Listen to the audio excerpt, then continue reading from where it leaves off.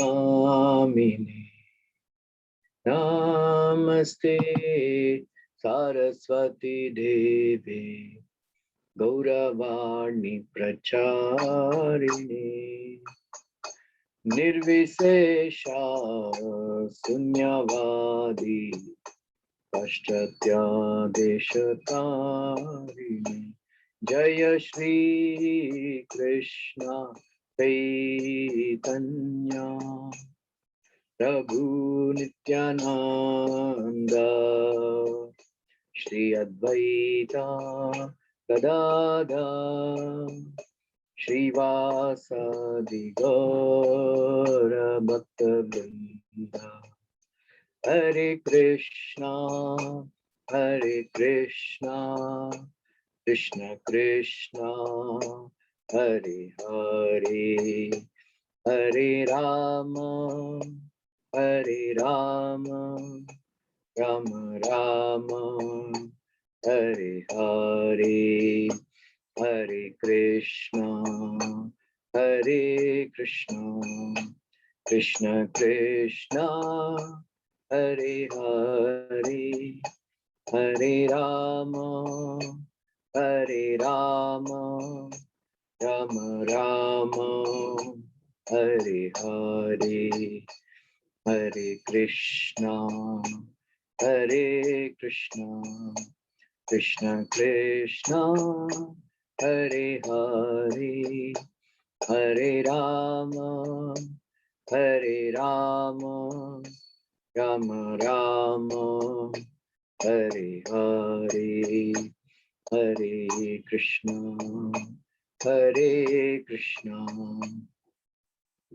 Krishna Krishna Hare Hare Hare Ram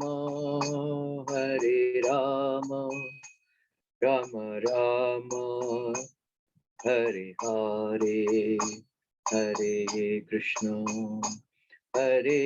Krishna Krishna Krishna Hare Hare Hare Ram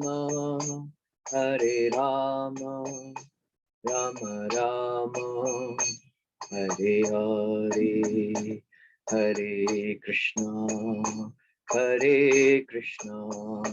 Krishna Krishna Hare Hare Hare Ram Ram Ram Hare Hare Hare Krishna Krishna Krishna Hare Hare Hare Ram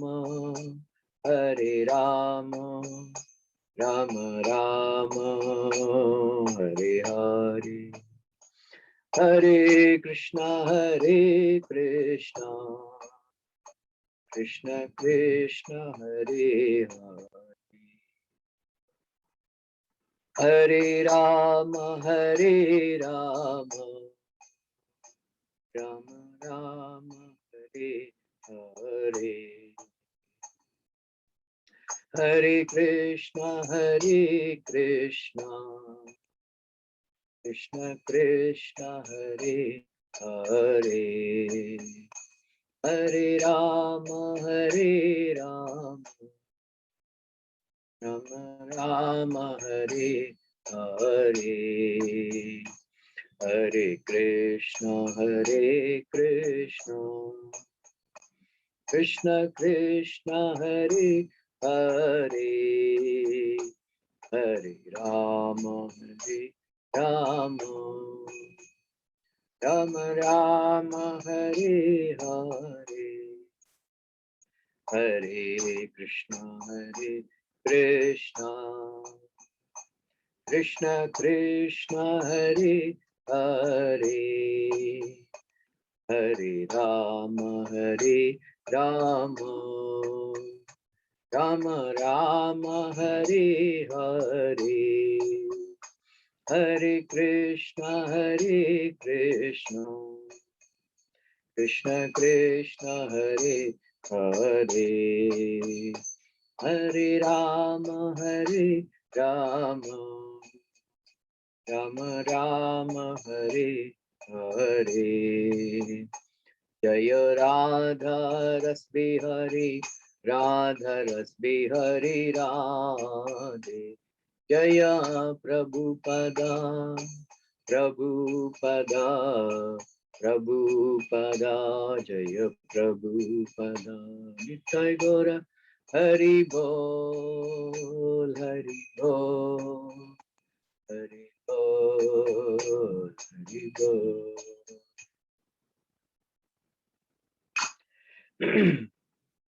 Jaya Radha Madhava Kunja Bihari, Jaya Radha Madhava Kunja Bihari, Jaya Gopijana Vallabha Girivaradhari, Jaya Gopijana Vallabha Girivaradhari, Jaya Yashodanandana Prajajana Ranjana, Yashodanandana Prajajana Ranjana, Yamuna Tira Vanachari, Yamuna Tira Vanachari, Jaya Radha Madhava Kunja Bihari, Jaya Radha Madhava Kunja Bihari.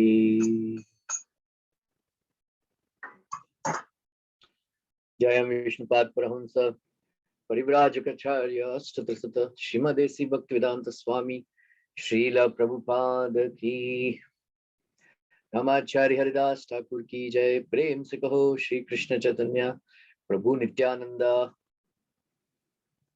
Shri Advaita Gadadara Shivasadi Gaur Bhaktivinoda ki Jai. Shri Radha Krishna Gopa Gopinath Sham Kundadha Kundagiri की जय, वृंदावन धाम की जय, मथुरा धाम की जय, मायापुर धाम की जय, पुरुषोत्तम श्री जगन्नाथपुरी धाम की जय, गंगामय की जय, यमुनामय की जय, तुलसी महारानी की जय, Srila Prabhupada transcendental book discussion program की जय, गौर प्रेमानंदे हरि हरि बोल।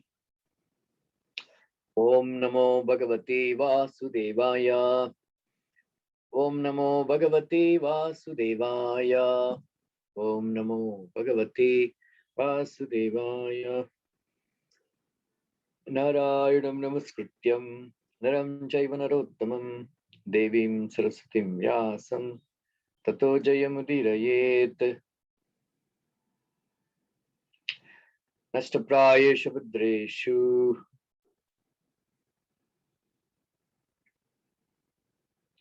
नित्यं भागवत सेवया भगवती उत्तमश्लोके भक्तिर्भवति नैष्ठिकी।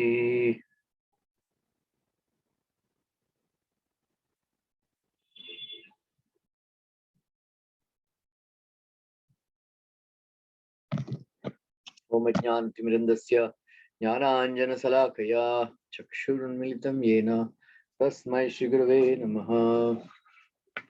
जय श्री कृष्ण चैतन्य प्रभु नित्यानंद श्री अद्वैता गदाधरा श्रीवासदि गौर भक्तवृंद। हरे कृष्ण कृष्ण कृष्ण हरे हरे, हरे राम राम राम हरे हरे।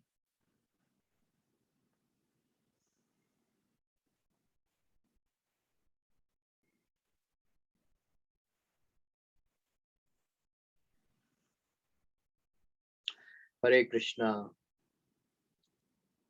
सो राम कथा अयोध्या कांड। సో లాస్ట్ వీక్ మనం విన్నాం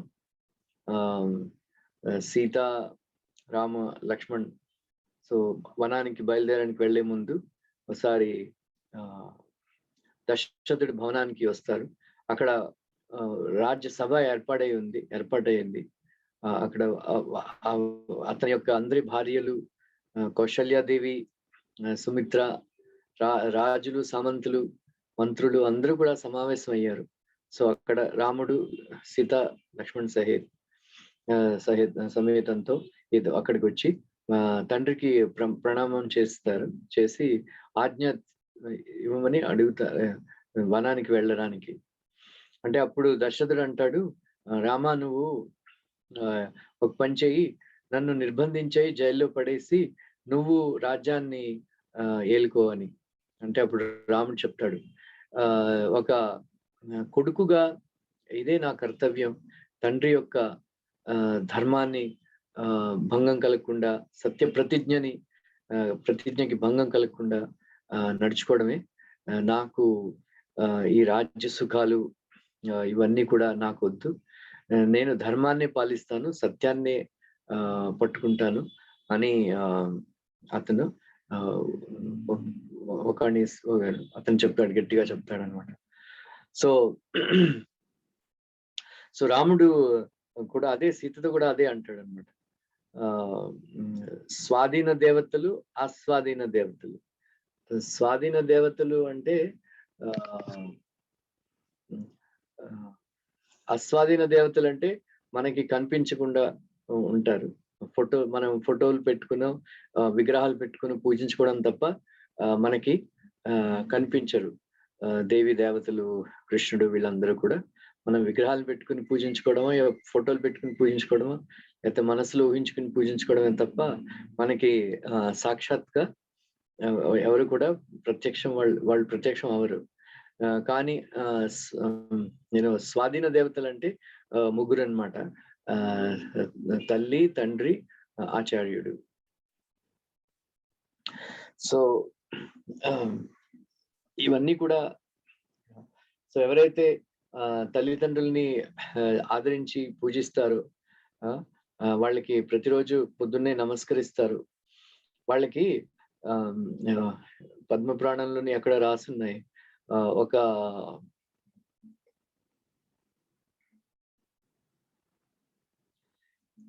ప్రతిరోజు ఎవరైతే తన తల్లికో తండ్రికో ముసలితనంలో ఉన్నప్పుడు అది వాళ్ళని లేపి మందు తినిపించడం, అది అన్నం తినిపించడం అది చేస్తారు, వాళ్ళకి కాశీయాత్ర చేసినంత పుణ్యం కలుగుతుంది అంటారు. అలాగే సో నాకు మీ సేవలు తప్ప నాకు మరి ఇంకా మరో ఉద్దేశం లేదు, నేను వనానికి వెళ్ళడానికి ఆజ్ఞ ఇవ్వండి అని. అంటే అప్పుడు కానీ మీరు నా ఒక్క కోరిక మన్నించండి, మీకు నా భవనంలో ఉన్న ఆయుధాలు అవి తీసుకువెళ్ళడానికి అనుమతి ఇవ్వండి. ఎందుకంటే వనానికి వెళ్ళినా సరే, తాపస వేషంలో ఉన్నా సరే, క్షత్రియ ధర్మాన్ని వదిలిపెట్టడం లేదు కదా. అందువల్ల అయోధ్య వాసుల్ని, దండకారణ్యంలో మునుల్ని రక్షించడానికి నాకు బాణాలు ఉపయోగపడతాయేమో, అందువల్ల వాటిని పట్టుకెళ్ళడానికి మాత్రం అనుమతి ఇవ్వండి. నేను ఎంత సంజాష్ చేసినా సరే సీత ఒప్పుకోవటం లేదు ఇక్కడ ఉండడానికి, నాతో కూడా వస్తాను అని మొరపెట్టుకుంటున్నది. అందువల్ల నేను సీత నాతో వస్తానంటున్నది. అలాగే లక్ష్మణుడు కూడా నన్ను వదిలిపెట్టి ఉండలేను అంటున్నాడు. అందువల్ల మీరు సీతని, లక్ష్మణుణ్ణి నాతో తీసుకువెళ్ళడానికి అనుమతిని ఇవ్వండి. సో ఇలాగా ఎంతో చాలా గౌరవించేవాడు తన తండ్రిని శ్రీరామచంద్రుడు. సో ఐడియల్ అన్నమాట. So ideal son. అందువల్ల తర్వాత శరణాగతి అప్పుడు అంటాడు, విభీషణ శరణాగతి అప్పుడు అంటాడు, అందరూ భరతుల్లాగా యూనో అందరూ కూడా భరతుల్లాంటి తమ్ముళ్ళు అయి ఉండరు కదా, అలాగే నాలాంటి కొడుకు అయి ఉండరు కదా, అందరూ కూడా నీలాంటి మిత్రులు అయి ఉండరు కదా, సుగ్రీవుడికి పదవిస్తాడు. హనుమంతుళ్ళ సేవకుళ్ళ ఉండలేడు, దొరకరు. అలాగా తన కొడుకుగా చాలా బాగా గొప్పగా ఆదర్శాన్ని వ్యవస్థాపన చేస్తాడనమాట రామచంద్రుడు. అంటే అప్పుడు మరో కోరిక కోరుతాడనమాట. వనంలో వేసుకోవడానికి తగిన నారచీరలు కూడా ఇప్పించండి అంటే వెంటనే కైకి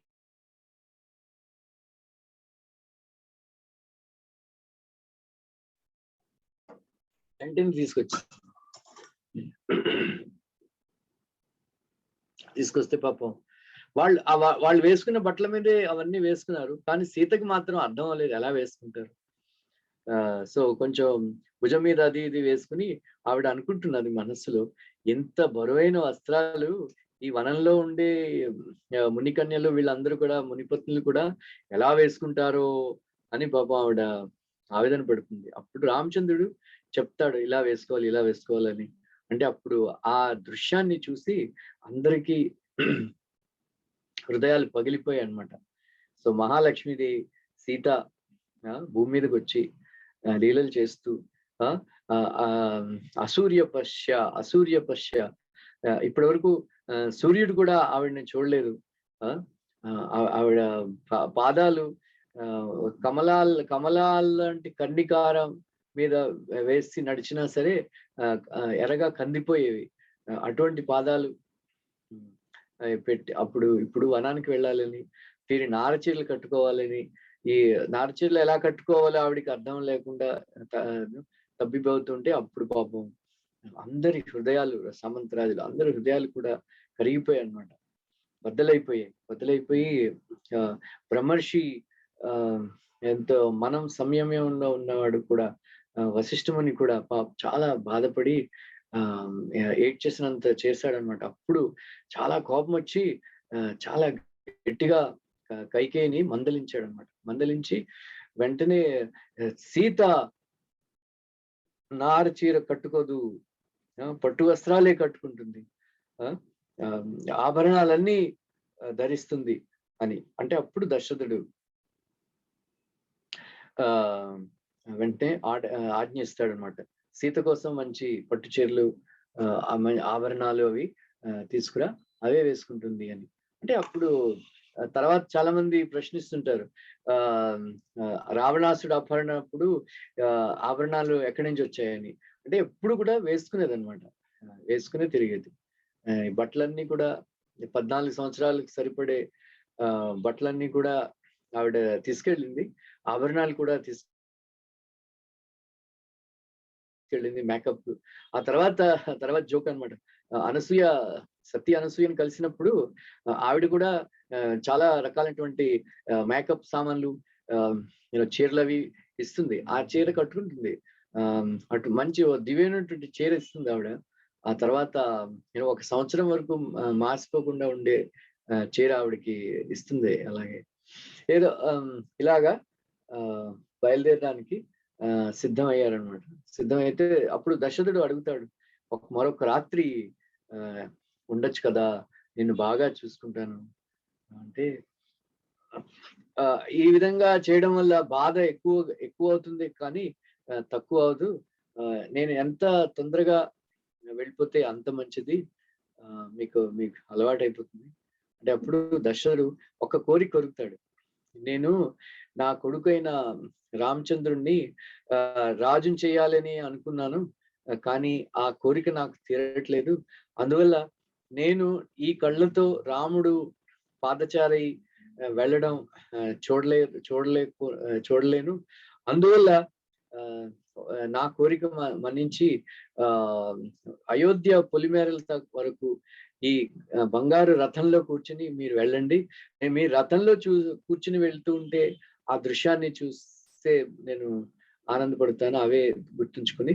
అందువల్ల నా ముందు నడుచుకుని వెళ్ళకండి అని కోరుకుని అప్పుడు సుమంత్రుణ్ణి ఆజ్ఞిస్తాడు, నువ్వు అయోధ్య పొలిమేరల వరకు అతన్ని విడిచిపెట్టి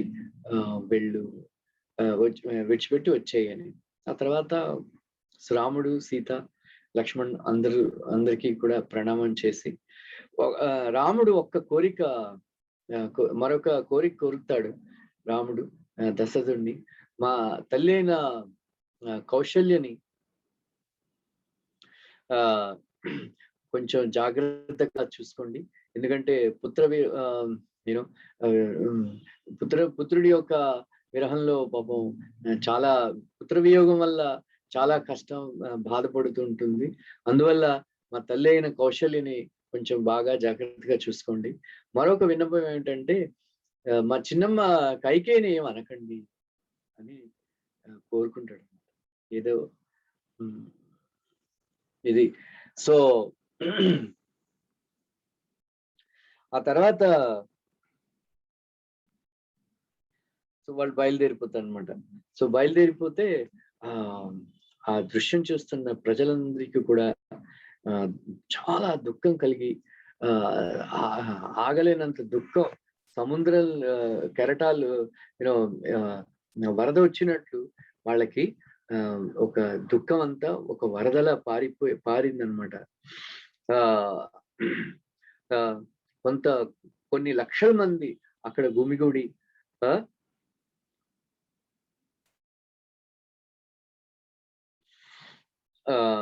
అక్కడ వాళ్ళందరూ కూడా మేము రాముణ్ణి వెళ్ళనివ్వు అని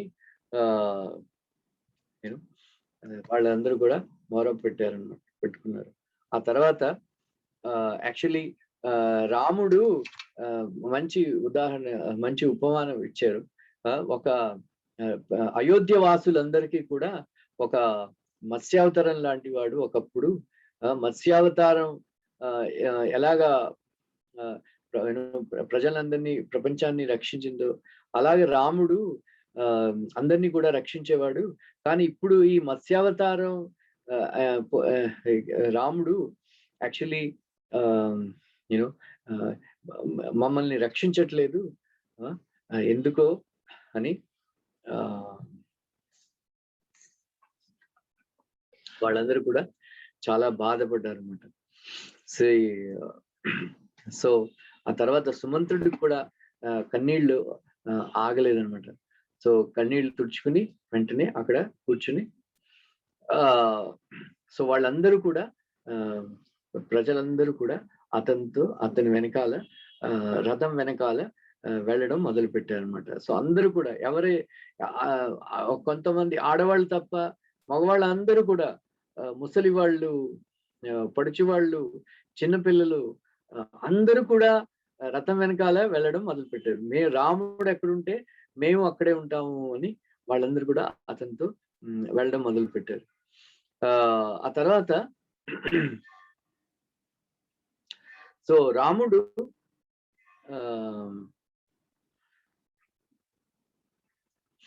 వాళ్ళందరినీ కూడా ఒక చిరునవ్వు నవ్వాడు అనమాట. చిరునవ్వు నవ్వాడు వాళ్ళందరినీ చూసి.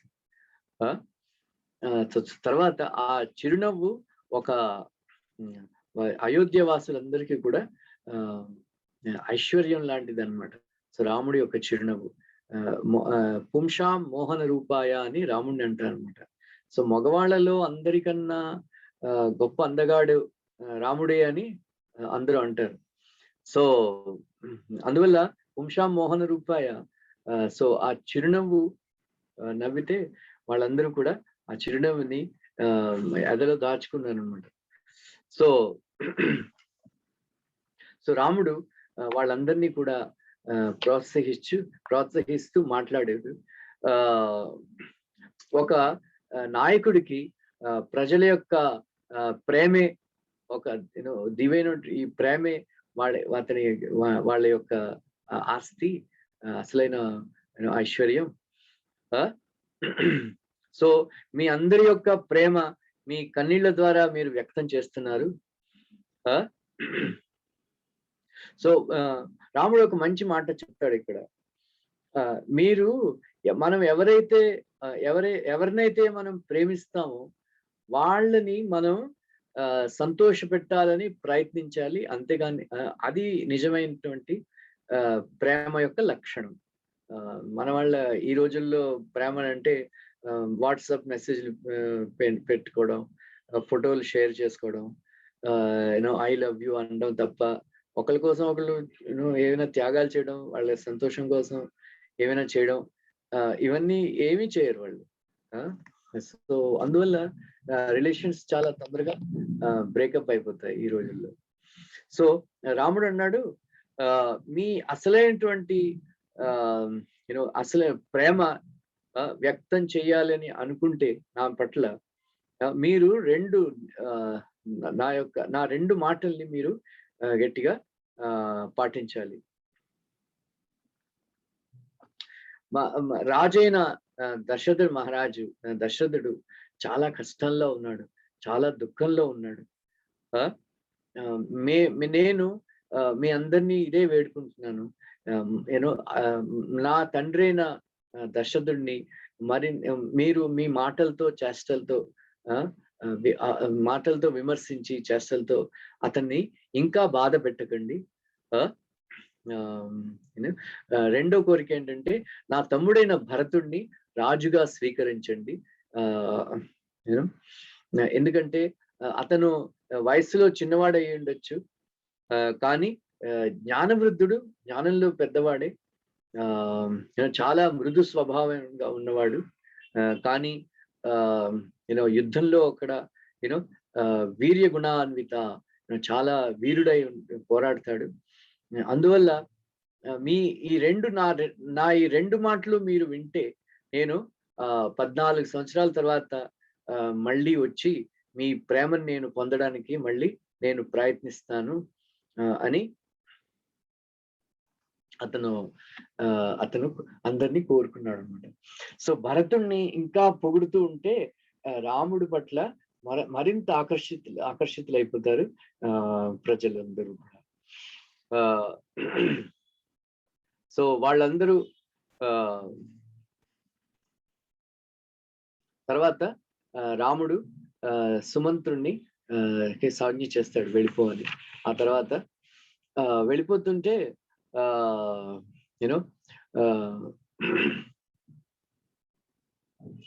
ఒక గట్టిగా అరుపు వినిపించింది అనమాట. గట్టిగా అరుపు వినిపిస్తే రాముడు తిరిగి చూశాడు. అక్కడ ఒక బ్రాహ్మణుడు, ఒక ముసలి బ్రాహ్మణుడు గట్టిగా అరుస్తున్నాడు, ఓ గుర్రాలా నేను ఆజ్ఞిస్తున్నాను, మళ్ళీ వెనక్కి తీసుకొచ్చి రాముడిని వెనక్కి తీసుకొచ్చే, అయోధ్యకి వెనక్కి తీసుకొచ్చే అని గట్టిగా అరుస్తున్నాడు. గట్టిగా అరుస్తుంటే రాముడు చూస్తాడు, ఒక ముసలి బ్రాహ్మణుడు చాలా సన్నగా ఉన్నాడు. అక్కడ మరికొంతమంది బ్రాహ్మణులు కూడా వాళ్ళు కూడా గట్టిగా అరుస్తున్నారు. గట్టిగా అరుస్తుంటే అప్పుడు రాముడు బ్రాహ్మణ భక్తుడు కదా, అందు వెంటనే తను అనుకున్నాడు, రాముడి యొక్క ఉదాత్త స్వభావం మనకి ఇక్కడ అర్థమవుతుంది. సో రాముడు అనుకున్నాడు, నేను బంగారు రథంలో వెళ్తుంటే హాయిగా కూర్చుని ఈ బ్రాహ్మణులందరూ కూడా నా వెనకాల వస్తున్నారు, ఎంత కష్టం వీళ్ళకి, ఎంత చెప్పినా నా మాట వింటలేదు, అందువల్ల నేను కూడా నడుస్తాను అని రాముడు కూడా నడిచి ఆ బ్రాహ్మణుడి చేతులు పట్టుకుని రథం వెనకాల రాముడు కూడా వెళ్ళడం మొదలు పెట్టాడు అనమాట. అలాగా వెళ్ళి సో రాముడు, సీత, లక్ష్మణుడు అలాగా ఒకళ్ళ వెనకాల వెళ్ళి ఆ తర్వాత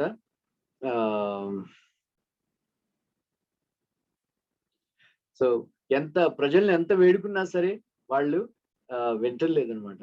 మీరు నాతో రాకండి, మీకు చాలా ఇబ్బంది, వనాలకి మీరు వనాల్లో ఉండలేరు, అది ఇది అంటే వాళ్ళు ఇంకా వినలేదనమాట.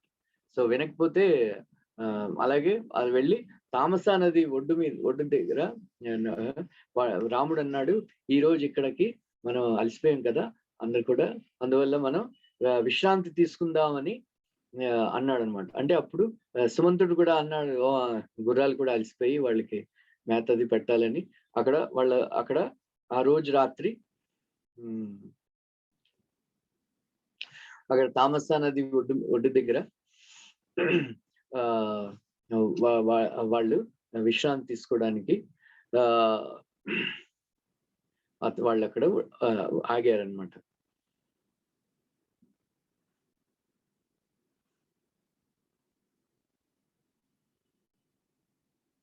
సో ఆ రోజు ఒక విచిత్రమైనటువంటి సంఘటన జరిగింది.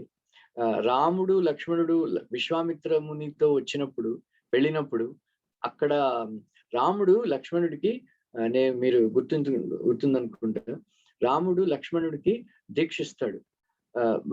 రాముడు విశ్వామిత్రుడి నుంచి దీక్ష తీసుకుంటాడు. సో రాముడు లక్ష్మణుడికి దీక్షిస్తాడు. ఆ విధంగా లక్ష్మణుడు రాముడికి సోదరుడికే కాకుండా ఒక శిష్యుడు కూడా అయిపోయాడు. సో అప్పటి నుంచి లక్ష్మణుడు రాముడి యొక్క పాదసేవం చేసేవాడు అనమాట. సో రాముడు పాదసేవం చేస్తున్నప్పుడు లక్ష్మణ నువ్వు వెళ్ళి పడుకో, నిద్ర పట్టినప్పుడు నువ్వు వెళ్ళి పడుకో అని అంటే అప్పటి వరకు లక్ష్మణుడు అతని మాలిష్ చేసేవాడు అనమాట. సో కానీ ఆ రోజు కూడా రాముడు పాదసేవన చేస్తూ ఉంటే రాముడు ఆ రోజు లక్ష్మణుడిని అనలేదు, లక్ష్మణ నువ్వు వెళ్ళి పడుకో అని. ఒక పెద్ద రహస్యం ఉన్నది. ఎందుకంటే ఇప్పటి నుంచి ఆ రోజు నుంచి లక్ష్మణుడు 14 సంవత్సరాలు నిద్రపోడు అనమాట. ఎందుకంటే ఇంద్రజిత్తుకి వరం ఉన్నదన్నమాట. సో ఎవరైతే 14 సంవత్సరాలు నిద్రించకుండా మేల్కొని ఉంటారో, 2 పగలు రాత్రి కూడా, అటువంటి తపస్వియే నన్ను అతను చెప్పగలడని ఒక వరం ఉన్నదన్నమాట. అందువల్ల అది దృష్టిలో పెట్టుకుని రాముడు భవిష్యత్తు కోసం రాముడు లక్ష్మణుణ్ణి లక్ష్మణుణ్ణి పడుకోవద్దు, వెళ్ళి పడుకో అని అనలేదన్నమాట. యాక్చువల్ గా ఆ రోజు నిద్రాదేవి లక్ష్మణుడి దగ్గరికి వస్తుంది. లక్ష్మణుడి దగ్గరికి వస్తే మీ సేవ చేయాలని అనుకుంటున్నాను అని అంటే, లక్ష్మణుడు అన్నాడు, నేను రాత్రి వీళ్ళకి కాపలాగా ఉండి మేలుకోవాలి, పగలంతా వీళ్ళ సేవ చేయాలి, అందువల్ల ఈ 14 సంవత్సరాలు నన్ను వదిలి నా సేవ నీకు దొరకదు అంటే, అలాగా నిద్రాదేవి అన్నదన్నమాట. నిద్రాదేవి మన ఫ్రెండ్ కదా. ఒకసారి ఒక లైఫ్ మెంబర్ అన్నాడు అనమాట. సో స్వామీజీ నిద్ర పట్టడం లేదు, మాకు నిద్ర పట్టదు రాత్రి అంటే, నేను అదే అన్నాను, పొద్దున్నే భాగవతం క్లాసులో వచ్చి కూర్చో, ప్రతిరోజు మా 8 గంటల నుంచి 9 గంటల వరకు భాగవతం క్లాస్ అవుతుంది, భాగవతం క్లాసులో వచ్చి కూర్చో, నీకు మంచి నిద్ర వచ్చేస్తుంది. సో భాగవతం క్లాస్ అంటే మంచి స్లీపింగ్ పిల్ అంటది అనమాట. ఎవరికైనా సరే నిద్ర వచ్చేయడమే. సో రాధా గోవింద్ మహారాజ్ అనేవారు, సో భాగవతం క్లాస్ మొదలవ్వగానే 2 శక్తులు ఆవరించేస్తాయని. ఒకటి ఏంటంటే నిద్రని, రెండోది జూట్ అని. సో ఒకటి నిద్ర, వెంటనే నిద్ర వచ్చేస్తుంది పాపం అందరికీ కూడా. కానీ సో ఎవరైనా మహారాజ్ ఎవరైనా ఏంటి పడుకుంటున్నారు లేవండి అంటే వెంటనే జూటని అంటే అబద్ధం అనమాట, అబద్ధ శక్తి అంటుంది, లేదండి మహారాజు, నేను చాలా డీప్ మెడిటేషన్ లో ఉన్నాను, వింటున్నాను, కళ్ళు మూసుకుని వింటున్నాను అని. ఎవరు సో నిద్ర. సో ఒకసారి నన్ను ఎవరైనా అడిగారు ఎన్ని గంటలు మీరు పడుకుంటారు అంటే 7 గంటలు అంటే రాత్రి 6 గంటలు గంట భాగవతం క్లాస్ 7 గంటలు అని చెప్పాను అనమాట. అలాగా మనకి భక్తులకి ఈ నిద్రాదేవి పెద్ద శత్రువు అనమాట. చాలా ఎంత పెద్ద శత్రువు అంటే, యాక్చువల్ గా కృష్ణుడికి నిద్రపోయే వాళ్ళంటే ఇష్టం ఉండదు.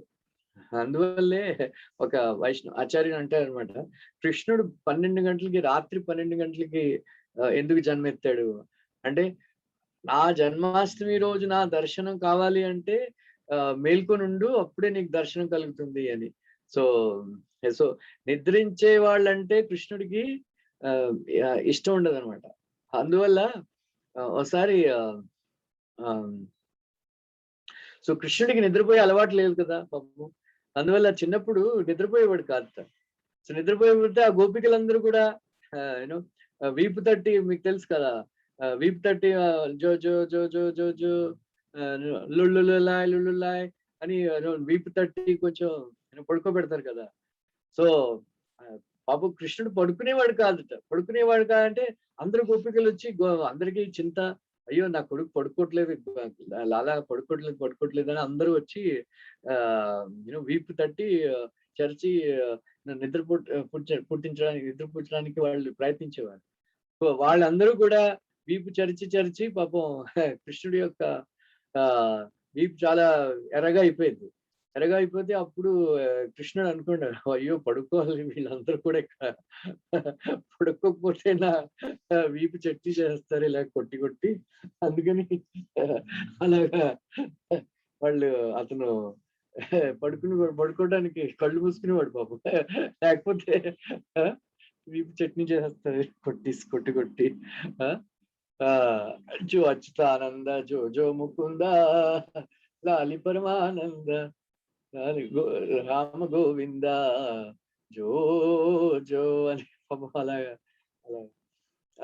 ఆ తర్వాత పెద్ద అయినప్పుడు మాత్రం ఎవరిని పడుకొనిచ్చేవాడు కాదు. పొద్దున్నే రాత్రి వెళ్ళిపోయేవాడు దొంగతనం చేయడానికి. ఇక్కడ అక్కడ వెన్న అది ఇక్కడ ఏమీ దొరకకపోతే ఏం చేసేవాడంటే అతను వీళ్ళ అందరూ కూడా చాలా గురుపట్టి నిద్రపోయేవారు. సో కృష్ణుడికి చాలా ఉక్రోషం వచ్చింది. అరే నేను వీళ్ళందరికీ సంఘం ఇవ్వడానికి ఆడుకోవడానికి వైకుంఠం నుంచి గోలోకబృందం నుంచి వస్తే వీళ్ళని పడుకుంటారా నన్ను మర్చిపోయి అని ఏం చేసేవాడు, తల్లిని లేపితే తల్లే లేస్తుంది, తండ్రిని లేపితే తండ్రి లేస్తాడు, పెద్ద కొడుకులు లేపితే పెద్ద కొడుకే లేస్తాడు. కానీ చిన్న పిల్లలు పడుకున్నప్పుడు ఏం చేసేవాడంటే వెళ్ళి గట్టిగా గిచ్చేసేవాడు. గట్టిగా గిచ్చేస్తే క్యా క్యా క్యా క్యా ఏడవడం మొదలు పెడితే అయ్యో ఎలక పుట్టేసిందా పిల్లి వచ్చేసిందా అని వెళ్ళి ఇంటిల్లి బాధి లేచిపోయి ఏమైందిరా అంటే అందరూ లేచిపోయేవారు. అలాగా కృష్ణుడు ఎవరికి కూడా పడుకునిచ్చేవాడు కాదు. ఎవరైతే పడుకుంటారో నిద్రపోతారో వాళ్ళకి కృష్ణుడు దొరకడు అన్నమాట. అందువల్ల సెకండ్ చాప్టర్ భగవద్గీతలో కూడా చెప్పాడు కదా, యానీషా సర్వభూతానాం యస్యాం జాగృతి సంయమి అని. సో ఎనీవే, సో నిద్రాదేవి లక్ష్మణుడిని అడుగుతుంది, నేను మీ సేవ చేయడానికి వచ్చాను అంటే అప్పుడు లక్ష్మణుడు అంటారు, ఈ 14 సంవత్సరాలు మీ సేవ తీసుకోలేను అని. అంటే అప్పుడు ఒక పని చెయ్యి, నువ్వు నా భార్యని ఆశ్రయించు, ఆవిడ నా నిద్ర కూడా ఆవిడే నిద్రిస్తుంది అంటే ఊర్మిళకి దగ్గరికి వెళ్ళిపోతే ఆవిడ ఆశ్రయం పొందుతుంది అనమాట. అప్పుడు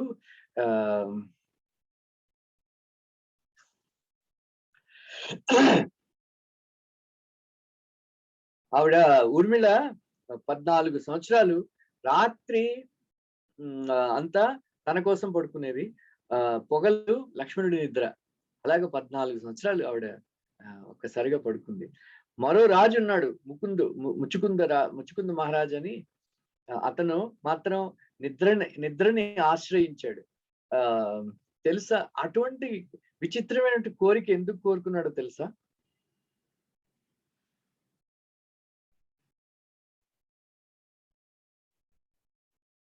ఎవరైనా నిద్రపోవాలి అని అనుకుంటారా అలా?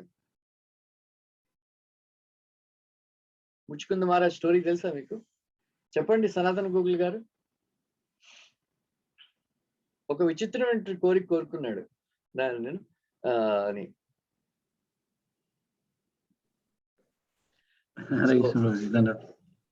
మీ స్టోరీ తెలుసా మీకు? అంటే ముచ్చుకుంద అంటే ఎందుకు కోరుకున్నాడో తెలియదు కానీ అదే కృష్ణ బుక్ లో మామూలుగా స్టోరీ చదివాను. Yeah, so Vishwanath Jag Thakur commentary రాస్తారు ఏంటంటే చాలా మంచి విచిత్రమైన కోరిక. సో ఇంద్రుడు వాళ్ళందరూ కూడా చాలా సంవత్సరాలు యుద్ధం చేశారు. 2 కోరికలు కోరుకుంటాడు, నేను పడుకోవాలి, ఎవరైతే నన్ను నిద్ర లేపుతారో వాళ్ళు భస్మీభూతులైపోయి చచ్చిపోవాలని, భస్మైపోయి చచ్చిపోవాలని. సో ఎందుకంటే అతను ఆల్రెడీ విన్నాడు అనమాట, కృష్ణుడు వస్తాడు అతని దర్శనం కలుగుతుంది అని. కానీ ద్వాపరయుగ అంతం వరకు వెయిట్ చేయాలి అని. అంటే ఎందుకు నిద్రపోవాలని, ఎందుకు అదొక తపస్సు లాంటిది అనమాట నిద్ర అతనికి. ఎందుకంటే కృష్ణుడు వస్తాడు అని ఆతృత భరించలేక చచ్చిపోతానేమో అన్న భయంతో నేను కృష్ణుడు వచ్చే వరకు నేను పడుకుంటాను అని అనుకున్నాడు అనమాట. అందువల్ల అటువంటి కోరిక కోరికాడు. భస్మం అవ్వాలని ఎందుకన్నాడంటే మళ్ళీ ఇంద్రుడు వచ్చి లేపుతాడేమో, అందువల్ల నాతో యుద్ధం చేయమని, సహకరించమని, అందువల్ల వాళ్ళందరినీ భయపెట్టడానికి అటువంటి కోరికున్నాడని ఈ 2 కోరికలు కోరుతాడు. ఎనివే ఇది ఒక మంచి, అప్పుడు లక్ష్మణుడు సుమంత్రుడితో చెప్తాడనమాట. ఆ విధంగా ఆ రోజు ఈ ఈ సంఘటనలన్నీ జరుగుతూ ఉంటే కొంచెం సమయం దొరికితే కొంచెం వాళ్ళ దగ్గర రాముడు సీత నుంచి సెలవు తీసుకుని తన తల్లి దగ్గరికి వెళ్తాడనమాట లక్ష్మణుడు. ఇదొక గొప్ప యూనో సన్నివేశం అనమాట. ఒక తల్లి ఎలా ఉండాలో, ఎలా ప్రవర్తించాలో మనందరికీ కూడా చెప్తుంది అనమాట. సో సుమిత్ర అంటే సుమిత్ర, తల్లి ఒక మిత్రురాలై ఉండాలి అని. అంటే అప్పుడు 14 సంవత్సరాలు ఆల్రెడీ సుమిత్రకి 2 కొడుకులు, ఆల్రెడీ శత్రుఘ్నుడు లేడు, చాలా సంవత్సరాల నుంచి భరతుడి దగ్గరికి వెళ్ళిపోయాడు. ఇప్పుడు తనను చూసుకునే ఆవిడ జీవిస్తున్నది. అంటే అప్పుడు లక్ష్మణుడు అనుకుంటున్నాడు, చాలా ఎమోషనల్ ఫీల్ అవుతున్నాడు, అతను ఆందోళన పడుతున్నాడు.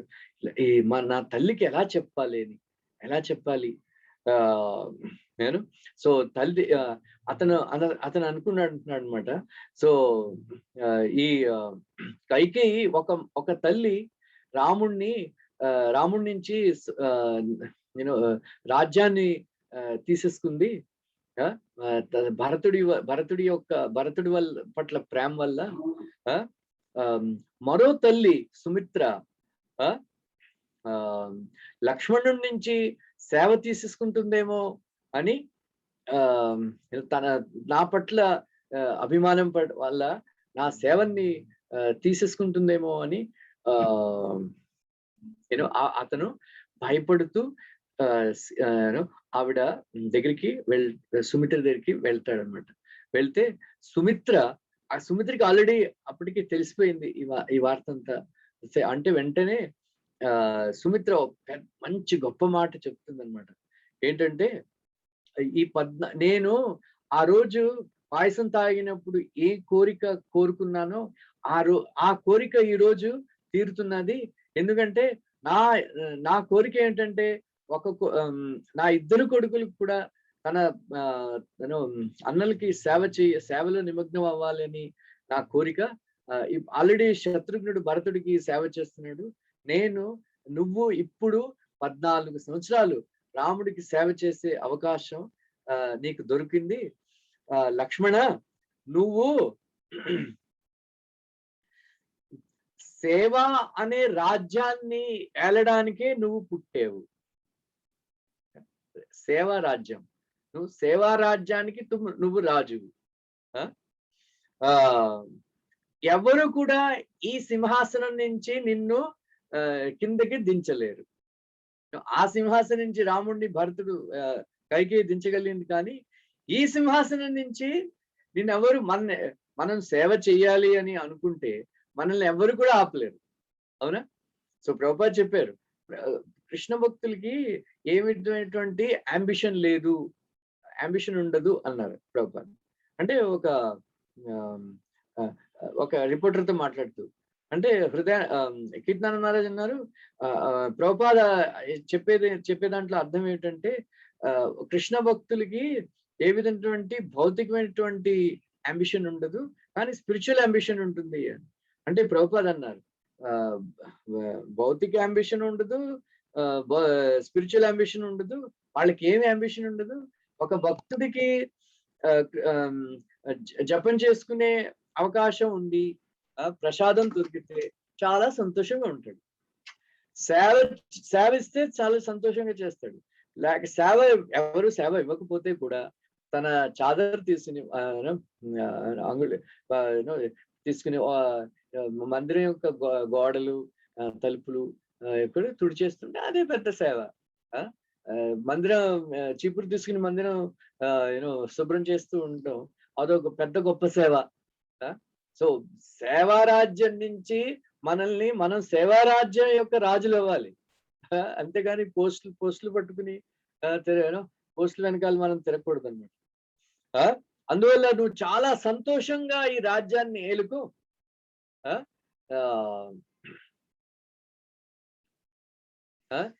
నీ నీ ప్రజలు ఎవరంటే నీ ఇంద్రియాలు,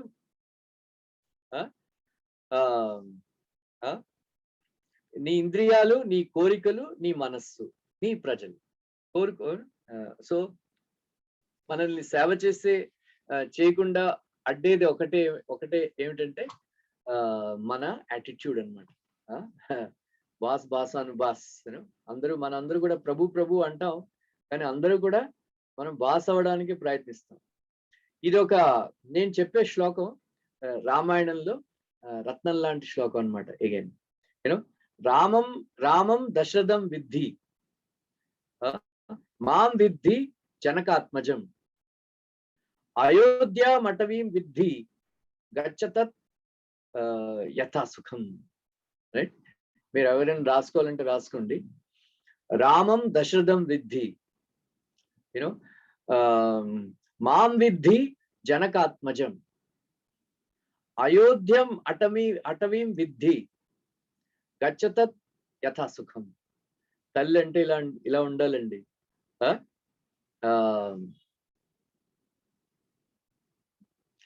ఆవిడంటుంది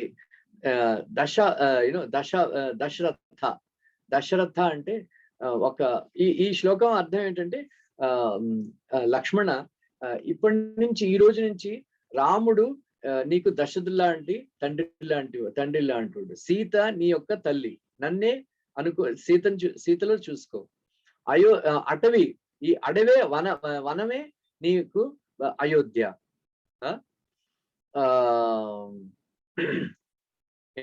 నీ యొక్క ఒకే ఆనందం ఏమిటంటే ఇప్పటి నుంచి సీతారాముల యొక్క సేవ. నువ్వు చాలా సంతోషంగా వెళ్ళు, వాళ్ళ సేవ చేసుకో అని చాలా సంతోషంగా, ఒక్క సెంటిమెంట్ డైలాగ్ కూడా చెప్పలేదు. అయ్యో నువ్వు లేకుండా నేను ఉండలేను, ఇది బ్లా బ్లా బ్లా, నాకు చాలా సంతోషంగా ఉన్నది నీకు. సో ఇక్కడ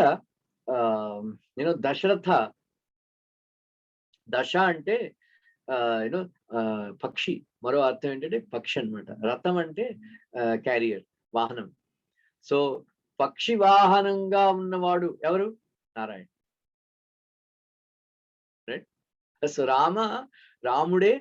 రాముడే నారాయణుడు. మాం విద్ధి జనకాత్మజం. మా అంటే లక్ష్మీదేవి. రైట్? లక్ష్మీదేవియే సీతామాత. అయోధ్య అంటే దేవానాం పురు, అంటే దేవతల యొక్క నగరం అని. మరొకటి అర్థం ఏంటంటే అపరాజిత అని, వైకుంఠం అని. ఇవన్నీ కూడా అర్థం అన్నమాట. So Ayodhya, so Vaikuntha. So మరో మాట అంటుంది, శ్రీ వైష్ణవులు మంచి అర్థం చెప్తారు వాళ్ళు. వనవాసయ త్వం సృష్టత్వ. నువ్వు వనంలో నివసించడానికే నువ్వు పుట్టావు అని. సో వనవాసాయ త్వం సృష్టతః వనవాసాయ సృష్టతః. నువ్వు వనంలో ఉండడానికే పుట్టావు, కానీ నువ్వు వనంతో వెళ్తున్నప్పుడు పరాగ్గా ఉండకు అని ఆవిడ చెప్తుంది అనమాట. సో ఇక్కడ శ్రీవైష్ణవులు అంటారు, ఇది వనవాసాయత్వం సృష్టతః, ఇది యాక్చువల్లీ అష్టాక్షరీ మంత్రము అని అంటారు అనమాట. సో వనవాసాయ అంటే నారాయణ. వనవాసాయ, వనం అంటే నీళ్లు, నర అంటే కూడా నీళ్లు అనమాట. సో నీళ్ల మీద శయనించేవాడు నారాయణ. నారాయణ, అది నారాయణ అంటే దాని అర్థం అనమాట. సో వనవాసాయ means also Narayana. Narayana. So నువ్వు నారాయణని సేవ చేసుకోవడానికే నువ్వు పుట్టావు, కానీ నువ్వు ఆదిశేషుడివి అని ఒక అర్థం ఇచ్చినట్టు చెప్పింది అనమాట. ఏంటంటే నువ్వు ఆదిశేషుడు కదా, పావుకి ఒకే ఇంద్రియం పనిచేస్తుంది గట్టిగా, ఒక ఒకప్పుడు అవి చెవులు. కానీ నువ్వు నీ యొక్క పెద్ద శత్రువు ఏమిటంటే రాముడి యొక్క అందం. ఆ రాముడి యొక్క అందచందాలు చూస్తూ మైమర్చిపోయి నీ కళ్ళతో ఎప్పుడు కూడా రాముడి యొక్క అందాల్ని తాగుతూ ఉన్నప్పుడు నీ చెవులు పనిచేయవు కదా, అందువల్ల జంతువులు అవి వచ్చి రాముడిని అటాక్ చేస్తాయేమో, శత్రువులు వచ్చి వాళ్ళందరూ కూడా ఆక్రమిస్తారేమో, అందువల్ల నువ్వు రాముడి యొక్క అందాల్ని చూస్తూ మైమర్చిపోయి నువ్వు నీ సేవని మర్చిపోకు, పరాగ్గా ఉండు అని ఆవిడ బీ కేర్ఫుల్. అందువల్ల ఆవిడ చెప్పి పాపం ఆ తర్వాత అతను లక్ష్మణుడు ఊర్మిళ దగ్గరికి వెళ్తాడు అనమాట. సో ఊర్మిళ దగ్గరికి వెళ్ళినప్పుడు ఆవిడ కూడా మంచి మాటలు చెప్తుంది. అందరూ కూడా పెద్ద గొప్ప త్యాగమూర్తులు అండి బాబు. రాముడు వంశం అంటే అందరూ త్యాగమూర్తులు, ఒకళ్ళ మించి ఒకళ్ళు. ఆవిడ అప్పుడు తన అక్క బావగారు వాళ్ళ రాజు రాణి అవుతున్నారని చెప్పి ఆవిడ ఆవిడ ఒక ప్రత్యేక అంతరంగ భవనం ఉండేది, అక్కడ ఆవిడ కూర్చుని పెయింటింగ్స్ అవి చేసేది అనమాట. పెయింటింగ్స్ చేసేది, అందంగా చిత్రాలు చిత్రీకరించేది అనమాట. సో అక్కడికి లక్ష్మణుడు తప్ప ఆవిడ ఆజ్ఞ లేకుండా ఎవ్వరు కూడా ప్రవేశించడానికి లేదనమాట. ఆవిడ ఆ రోజు రాముడు యొక్క పట్టాభిషేకం అవుతున్నాడని చెప్పి సీతారాముల యొక్క పట్టాభిషేక దృశ్యం ఆవిడ సింహాసనం మీద కూర్చున్నట్టు ఆవిడ చిత్రీకరిస్తున్నది అనమాట. చిత్రీకరిస్తుంటే చాలా సంతోషంగా ఆనందంగా ఉన్నది. ఏంటంటే పట్టాభిషేకం అయినప్పుడు నేను ఈ అందమైన చిత్రాన్ని నేను బహుకరిస్తాను అని ఆవిడ పాపం గట్టిగా పెయింటింగ్ చేస్తుంది. పెయింటింగ్ చేస్తుంటే లక్ష్మణుడు సడన్ గా వెళ్తాడు. అకస్మాత్తుగా వెళ్తే ఆవిడ కొంచెం తొందరపడిపోయి ఆవిడ చేతిలో ఉన్న రంగులన్నీ కూడా ఆ చిత్రం మీద పడిపోయి ఆ చిత్రం అంతా అందంగా చేసిన చిత్రం అంతా చెరిగిపోతే వెంటనే కోపంగా తిరిగి చూస్తే లక్ష్మణుడు ఉన్నాడు. స్వామి ఏంటి అలాగా మీరు అకస్మాత్తుగా వచ్చారు, చూడండి ఈ చిత్రం అంతా పాడైపోయింది, నేను ఇప్పుడు మళ్ళీ నేను ఎలా చేయగలను, పట్టాభిషేకం అయినప్పుడు నేను బహుకరించాలని ఎంతో ప్రయత్నిస్తున్నాను, ఇది చాలా అపశకునం కదా, ఇలాగా పెయింటింగ్ పాడైపోయింది అంటే నువ్వేం బాధపడుకు, నీ దగ్గర 14 సంవత్సరాల సమయం ఉన్నది, నువ్వు ఎప్పుడైనా చేయొచ్చు అంటే ఆవిడికి ఆశ్చర్యం వేసేస్తుంది. ఏమిటి అలా అంటున్నారు అంటే ఇలాగ అయింది అంటే ఆశ్చర్యపోతుంది. సో అందువల్ల లక్ష్మణుడు చెప్తాడు అనమాట, ఇలాగ అయింది, నేను కూడా రాముడితో వెళ్ళాలని నిశ్చయించుకున్నాను, సీత వెళ్తున్నది రాముడితో, అందువల్ల ఇద్దరిని సేవ చేయడానికి కూడా నేను కూడా వెళ్ళాలి అని.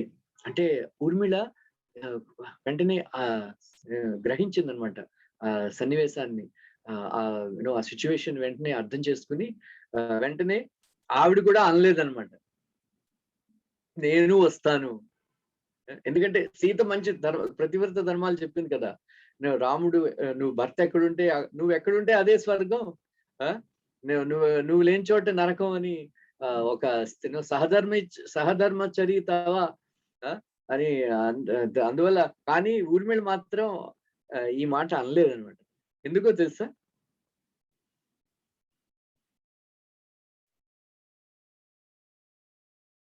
చెప్పండి శివప్రసాద్ గారు. ఊర్మిళ యొక్క ధర్మం కదా. హరే కృష్ణ ప్రభుజీ, తెలియదు ప్రభుజీ. చెప్పండి కృష్ణవేణి గారు. ఆవిడ ఎందుకు వెళ్ళలేదు గెస్ట్ చేయండి. తను కూడా వెళ్తే ఇబ్బంది అవుతుంది వాళ్ళకి సేవ చేయడానికి అని నేను ఆవిడ అన్నదనమాట, నేను నేను కూడా రావాలి, నాకు కూడా రావాలని ఉంది, కానీ నేను రాను. ఎందుకంటే నేను వస్తే నువ్వు డిస్ట్రాక్ట్ అయిపోతావు, మీరు డిస్ట్రాక్ట్ అయిపోతారు. సో నన్ను నన్ను టేక్ కేర్ చేయడం, నా కోరికలు తీర్చడం, ఇవన్నీ కూడా మీరు సీతారాముల యొక్క సేవల్ని సేవల నుంచి విరమించి నన్ను జాగ్రత్తగా చూసుకోవడం, అది కూడా అందువల్ల నేను రాను. నేను రావాలని నాకున్నది, కానీ నేను వస్తే మీ సేవలో అడ్డంకి అయిపోతాను. సీతారాముల యొక్క సేవ ఇంపార్టెంట్. అందువల్ల నేను మీతో రాకుండా ఉండడమే మంచిది.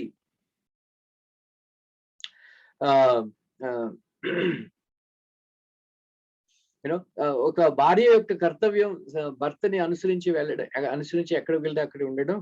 కానీ సీతారాముల యొక్క సేవలో అడ్డంకి అయితే అటువంటి సేవ కూడా మనం త్యాగం చేసేయాలి. ఎందుకంటే నువ్వు రాముడితో వెళ్ళడం ఒకటి ఏంటంటే, ఎసెన్స్ ఏమిటంటే త్యాగబుద్ధి, త్యాగమే. మీరు మీ యొక్క సుఖాల్ని ఇవన్నీ కూడా త్యాగం చేస్తూ, మీ యొక్క ఐశ్వర్యాల్ని, సంపదల్ని కూడా త్యాగం చేసి, మీ యొక్క ఉద్దేశాల్ని, మీ యొక్క అభిప్రాయాల్ని, మీ యొక్క సుఖాల్ని కూడా, అందువల్ల నేను కూడా నా యొక్క కోరికలు, నా యొక్క ఉద్దేశాలని కూడా విడిచిపెట్టి నేను ఇక్కడే ఉండిపోతాను, కౌశల్య సుమిత్రల్ని సేవ చేసుకుంటూ అని. సో లక్ష్మణుడు ఇవన్నీ కూడా చెప్తుంటే సుమంత్రుడికి ఆశ్చర్యం వేసింది. వాట్ కైండ్ ఆఫ్ ఫ్యామిలీ ఇది, ఏం ఫ్యామిలీ రా బాబు వీళ్ళు.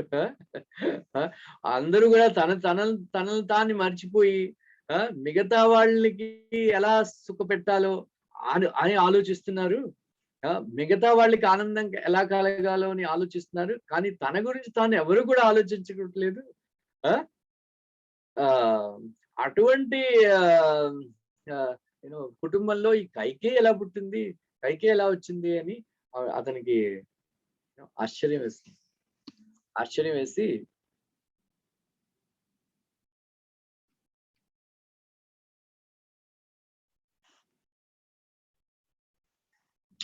సో చాలా గొప్పగా వాళ్ళందరినీ పొగుడుతుంటాడు.